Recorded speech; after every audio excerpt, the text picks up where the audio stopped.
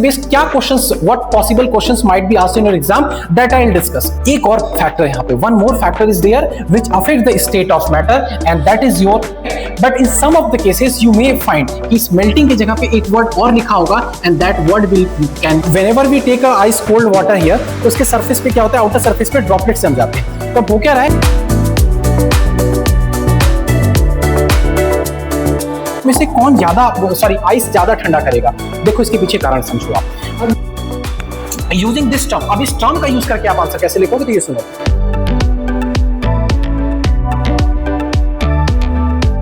Hello students, welcome to e-learning with Ankit. I hope your studies are going quite well and good. There is a one chapter in class 9 chemistry that is matter in our surrounding. One topic of this chapter that is can matter changes states, as you all can see. Actually this is the main topic and under this there are more further subtopics are there. Maximum time question इसी topic से पूछे जाते हैं। So in this video lecture I am going to discuss in not in detail, थोड़ा सा brief में discuss करेंगे so that video लेंदी ना हो हमारा, आपको चीजें प्रॉपर समझ में आए। लाइक लैटेंट हीट क्या होता है, what are the base question based upon the latent heat will be asked in your exam, so that will be very, after this video this topic will be very much clear to you all, right. सबसे important बात, उससे पहले video start करने से पहले what the complete notes of this chapter, ठीक है, chapter का कंप्लीट पीडीएफ नोट्स आपको डिस्क्रिप्शन में मिलेगा। As you all know that, आप जाओ वहां से आपको डाउनलोड करके उसको आप पढ़ो, whatever suits best you, tablet PC जहां पे पढ़ सकते हो, और even you can take the print out of that, right. And even this slide also, इस भी स्लाइड्स का भी, whatever the thing I am going to write over there, जो भी आपके सामने दिख रहा है, that also will be provided in the description, from there you can download it. चलिए स्टार्ट करते हैं without any further delay. Can matter changes state, of course matter state change हम लोग का कर सकता है। एग्जांपल के तौर पे ऐसे समझते हैं, देखो for an example I am taking over here, late us suppose this is a solid state of matter and you all know that why I am saying the solid state of matter, since because particles are very close to each other, there is a no interparticle space as such. Coming to the next state of matter, suppose here I am taking liquid state of matter, particles have little bit space but not more than, but not equivalent to the gaseous state of matter. So now this is a gaseous state of matter, right? So let us suppose what I am doing that now I am just applying heat to this state of matter. हम यहाँ पे heat apply कर रहे हैं। Very common thing we know that whenever we are applying heat, जब भी हम heat कर रहे हैं state of matter को, particles will gain kinetic energy, right? And just because of kinetic energy, since particles have gained kinetic energy, they will start doing motion, वो move करना start करेंगे, and that is how जो particles के बीच में अभी इतना space दिख रहा था, now that space will be little bit much more, और हमें पता है जैसे जैसे particle के बीच में space बढ़ता जाएगा, interparticle force of attraction कम होता जाएगा, this will convert from solid to liquid and liquid to gas. This is how matter can change its states by applying change in temperature. हमने कुछ नहीं किया बेटा, यहाँ पे टेम्परेचर को हमने चेंज किया है, right. I hope this one is clear. एक और फैक्टर यहाँ पे, one more factor is there which affect the state of matter and that is your pressure. Let us see these are the two conditions which affect the state of matter। देखो first one is temperature and next one is your pressure. तो pressure वाला हम लोग बाद में detail में discuss करेंगे, first of all temperature वाला हम लोग डिस्कस करते हैं। अब देखो टेम्परेचर को चेंज करने से कई अलग अलग प्रोसेस होंगे, लाइक मेल्टिंग है, फ्यूजन है हम लोग का, बॉइलिंग, इवापोरेशन, कंडेंसेशन, ये सारी चीजें देखो इन डिटेल आप लोग पढ़ चुके हो। एक एक करके मैं यहाँ नहीं डिस्कस करूंगा, अदरवाइज वीडियो काफी लेंदी हो जाएगा हम लोग का, ठीक है। तो डायरेक्ट मैं आता हूँ इस डायग्राम पे, that is given in your NCERT and here also it's given, just look at here, yes this one, see यहां पे डिस्कस कर लेते हैं और इससे बेस्ड क्या questions, what possible questions might be asked in your exam, that I will discuss, just is random my guess, right.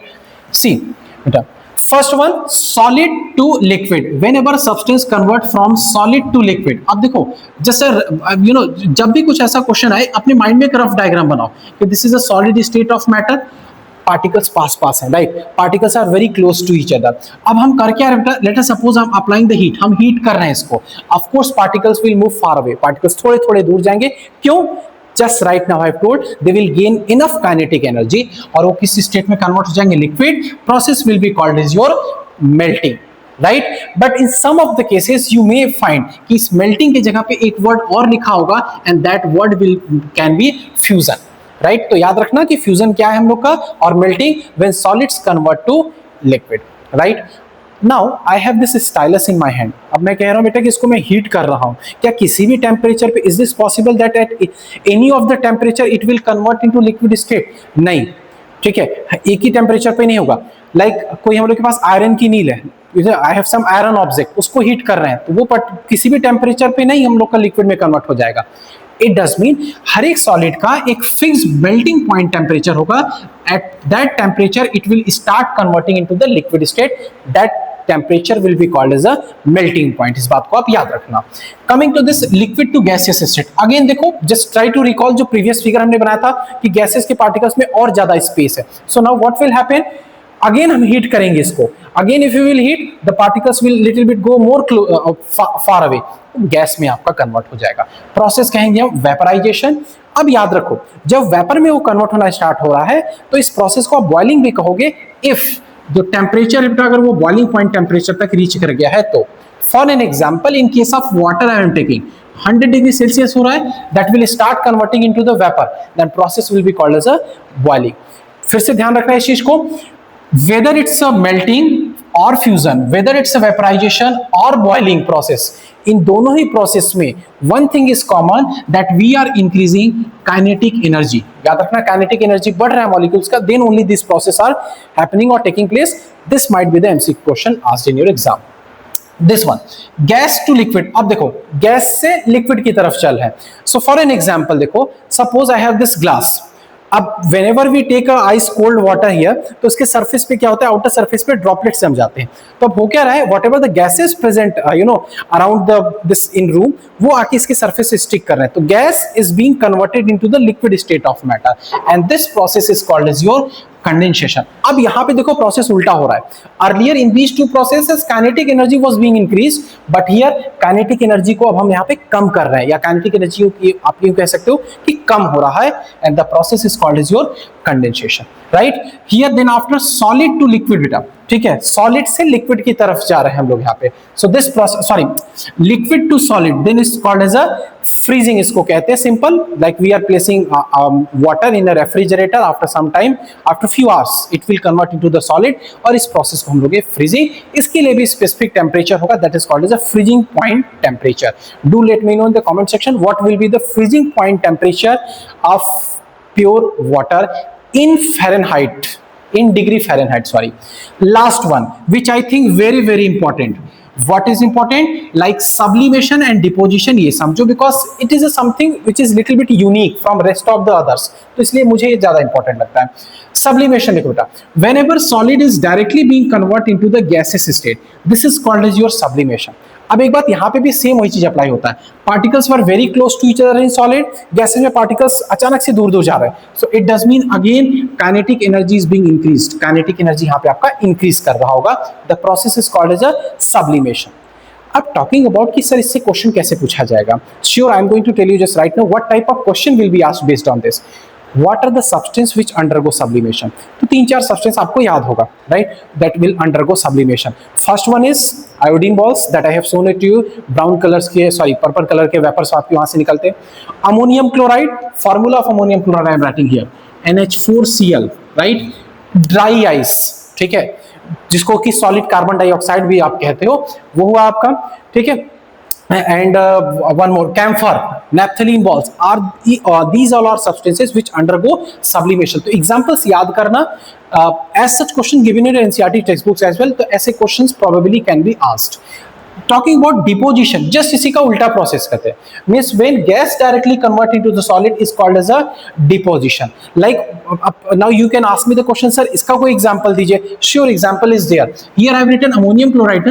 इस ammonium chloride को आप heat करो, ठीक है, I have shown this thing in the class as well. Right now it's not possible. So ammonium chloride को आप test tube में heat करो एंड लिड लगा के उसको क्लोज कर दो, ठीक है, mouth of the test tube. So you will see that कि जो walls of the test tube है उसके अराउंड व्हाइट एक लेयर फॉर्म हो जाएगी, and that layer will be your ammonium chloride which will be the solid in form. So this process will called as a deposition. Again bonus tips, you all can say that all these process जितने भी हैं इनसे related, इनसे application based question को find out करने की कोशिश करना, like substances which undergo sublimation, what happens to their kinetic energy when they are being increase, इनका day to day practical life में इस एप्लीकेशन क्या है, like glass full of ice cold water, उस पर ड्रॉपलेट्स क्यों जम जाते हैं, right, all these question similar to the questions you will be getting to in the description as well. मैं वहां पे एक पेपर भी शेयर कर रहा हूं, आप उसको प्रैक्टिस कीजिएगा, ठीक। I hope this point is clear to you all. Coming to the next topic कि अब अभी और भी हम टेम्परेचर इंक्रीज करेंगे तो what will happen to the state of a matter, क्या होगा और phenomena, just let us see now. See here this was the actually topic that I meant to discuss, मुझे यही टॉपिक डिस्कस करना था मैं, because a lot of the students are struggling with this topic, this is the only topic जहाँ पे ज्यादातर बच्चों को प्रॉब्लम आ रही है, तो आइए मैं इस टॉपिक को डिस्कस करता हूँ।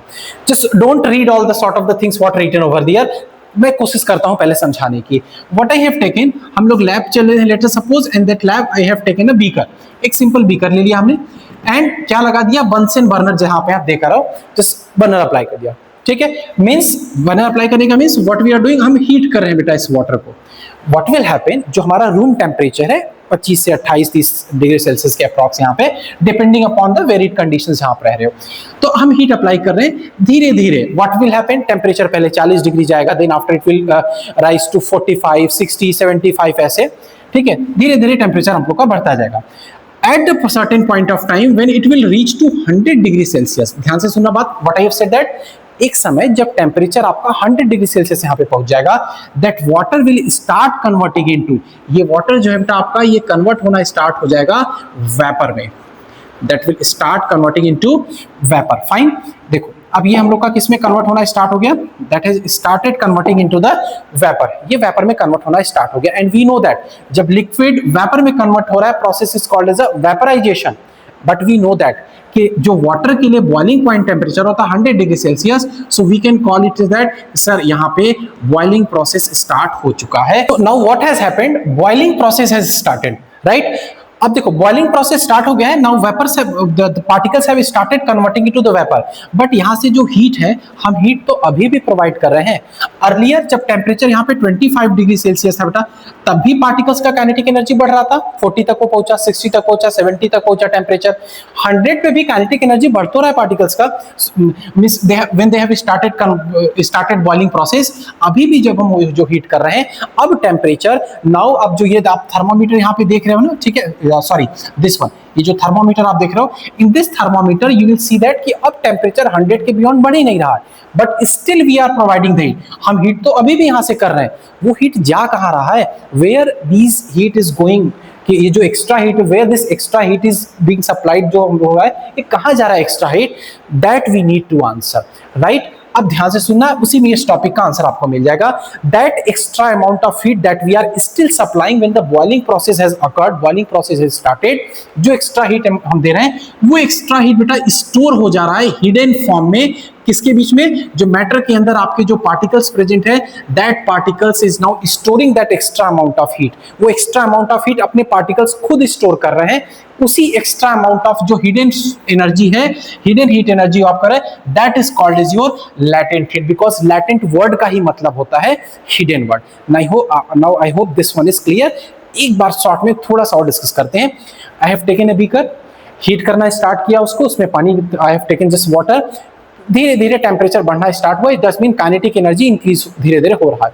Now the moment boiling start हो चुका है, मींस टेम्परेचर 100 डिग्री सेल्सियस पे पहुंच चुका है, स्टिल वी आर हीटिंग, हम अभी भी हीट कर रहे हैं, बट अब टेम्परेचर नहीं बढ़ रहा है, तो भाई वो हीट जा कहां रहा है, where this heat is going on, ठीक है। Actually that heat is being stored by the particles, अपने आप में स्टोर कर ले रहे हैं हिडन के फॉर्म में, and that hidden energy, hidden heat energy will be called as a latent heat, इसी को हम लोग लैटेंट हीट कहते हैं, ठीक।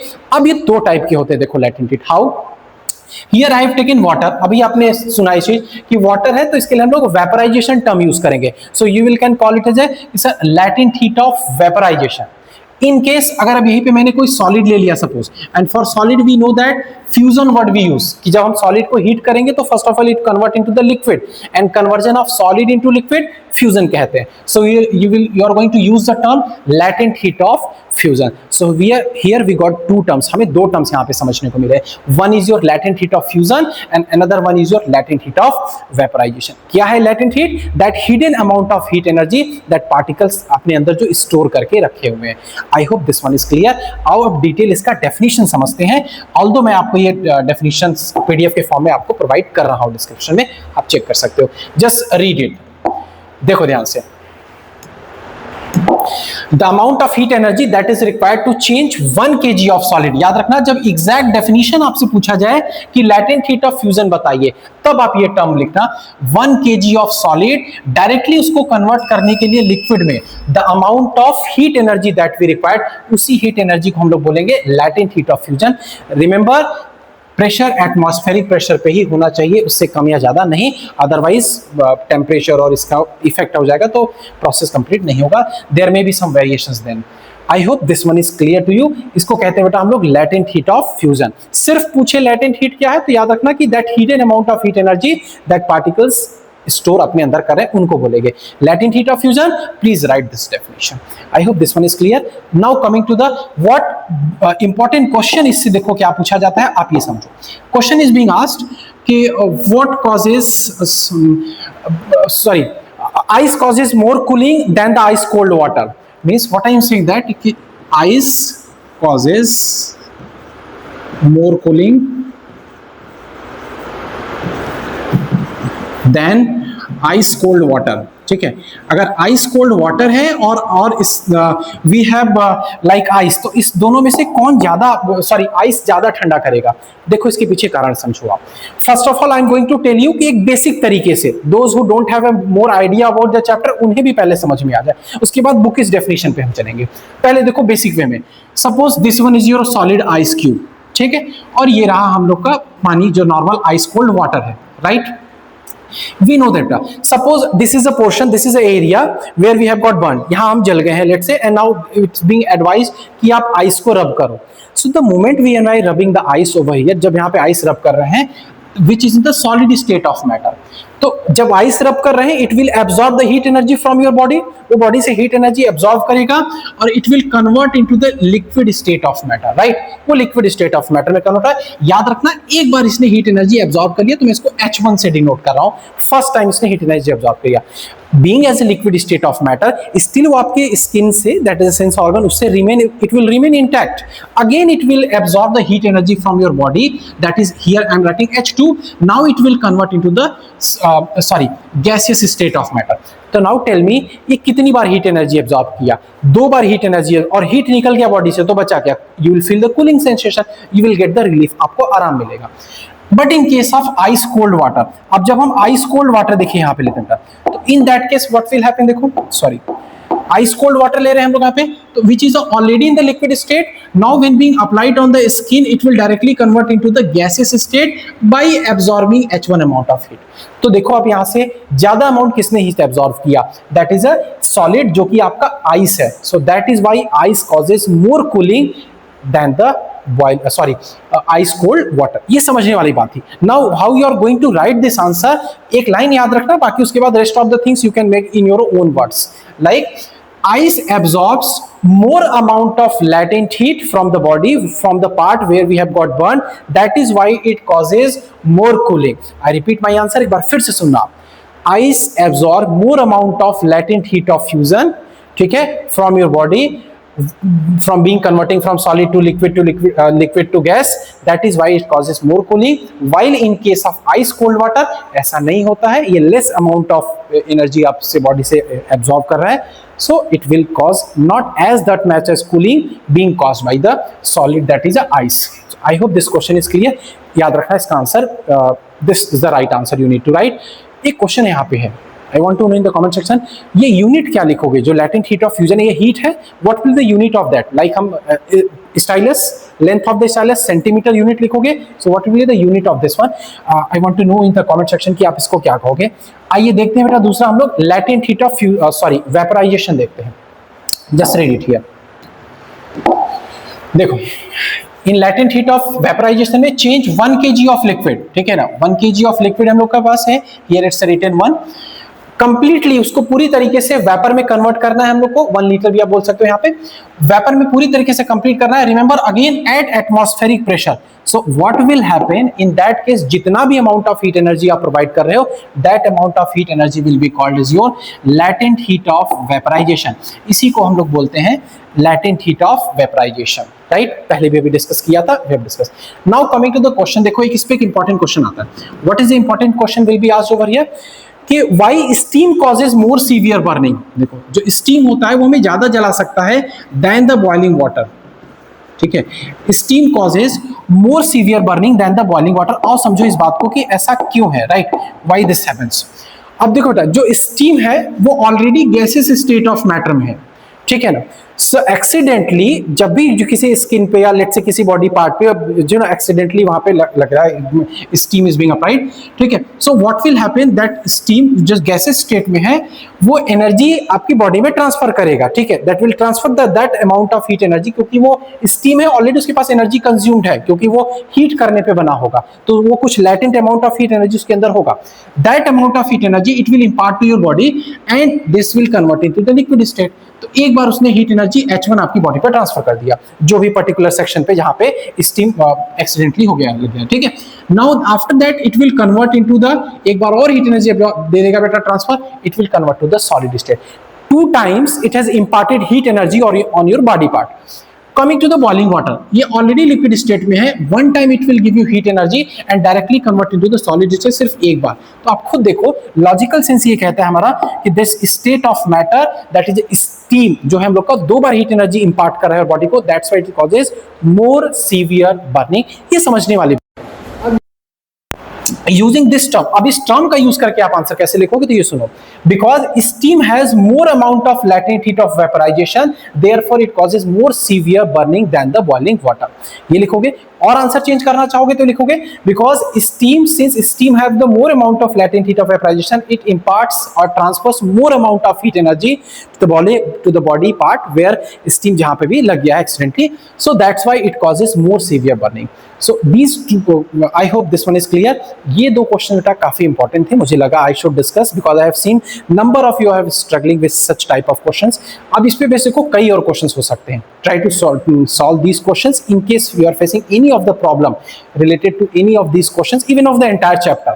You can directly comment me, soon I'll reply with the sort of the things, repeating the same thing again, chapter ka notes, mock test paper, each and every sort of material in given the description. And just before ending the video, just one thing, please like, share and subscribe. Thank you for watching.